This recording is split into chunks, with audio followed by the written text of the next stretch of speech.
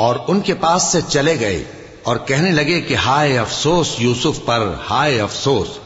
और रंजो अलम में उनकी आंखें सफेद हो गईं और उनका दिल गम से भर रहा था।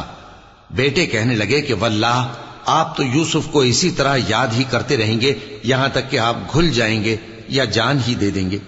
उन्होंने कहा कि मैं तो अपने गम और अंदोह का इजहार अल्लाह से करता हूं और अल्लाह की तरफ से वो बातें जानता हूं जो तुम नहीं जानते। ए बेटो, यूं करो कि एक दफा फिर जाओ और यूसुफ और उसके भाई को तलाश करो और अल्लाह की रहमत से नाउम्मीद ना होना कि अल्लाह की रहमत से तो काफिर लोग ही नाउम्मीद हुआ करते हैं। फिर जब वो यूसुफ के पास गए तो कहने लगे कि ए अजीज, हमें और हमारे अहलो अयाल को बड़ी तकलीफ हो रही है और हम ये थोड़ा सा सरमाया लाए हैं, आप हमें इसके एवज पूरा गल्ला दे दीजिए और हम पर खैरात कीजिए कि अल्लाह खैरात करने वालों को सवाब देता है।